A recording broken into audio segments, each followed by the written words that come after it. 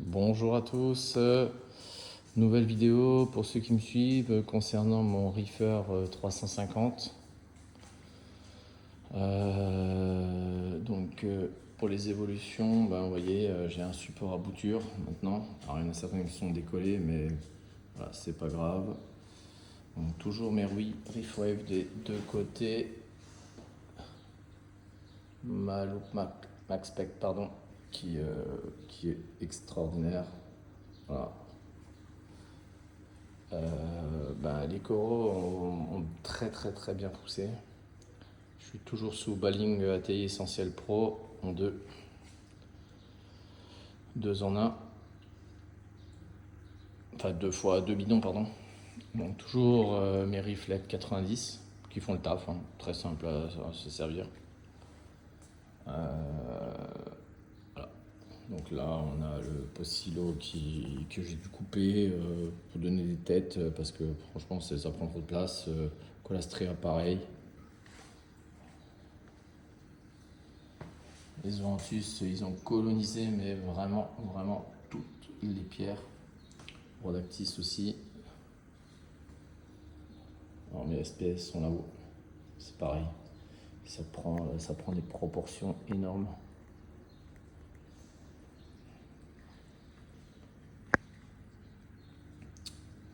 Donc petit nouveau aussi, comme dans mon Blue Marine Reef 60, j'avais pris deux têtes de Ricordea chez quelqu'un qui s'en séparait, qui était devenu trop gros.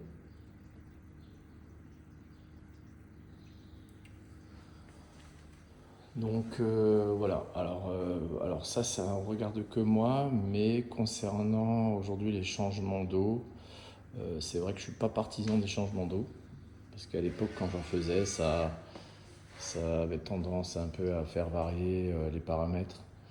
Là aujourd'hui j'ai fait un changement d'eau de 50 litres, j'ai fait un test ICP, et en fin de compte tous mes paramètres sont bons, mais vraiment tous bons, j'avais juste trop d'aluminium. Il est vrai qu'en début d'année, quand j'ai fait mon premier test ICP, j'avais un certain taux d'aluminium. 2 mois après, j'ai refait un test ICP, j'ai vu qu'il commençait à monter. Et là, le dernier test ICP, il était vraiment dans le rouge. Donc j'ai décidé de faire malgré tout un changement d'eau. Mais c'est vrai que je ne suis pas partisan des changements d'eau. Après, ça ne regarde que moi, hein. Chacun fait comme il veut, hein. Il y en a qui changent toutes les semaines. Voilà. Mais moi, c'est pas trop mon cas. Je trouve qu'avec le baling aujourd'hui, il n'y a pas besoin de changement d'eau. Et en plus, on a la supplémentation en eau osmosée, donc qui fait le taf. Voilà, petit rappel du matériel. Richmat 500,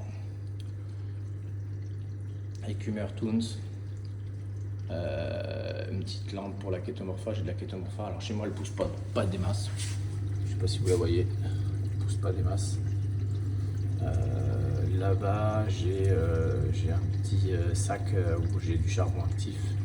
Et donc ensuite, on a la pompe de remontée du plat marin et l'osmolateur Tunes Henri Fateo. Voilà. Donc de l'autre côté, oui, le fameux cable management qui est un bordel sans nom. Voilà. Sans être méchant, mais bon, voilà. Les rives dose, étant donné que j'ai deux bidons en ATI. Le skim grease qui en été me sert pas à grand chose étant donné que les fenêtres sont toujours ouvertes et que mon pH est bon. Voilà.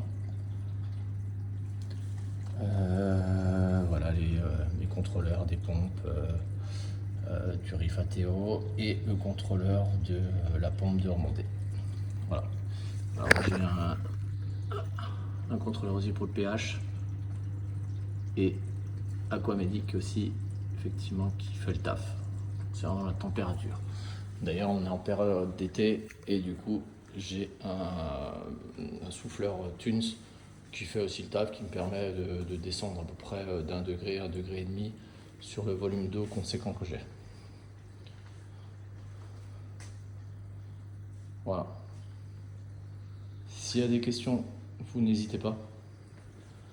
Via les commentaires et je me ferai un plaisir de vous répondre. Voilà. Merci à vous. Bon week-end.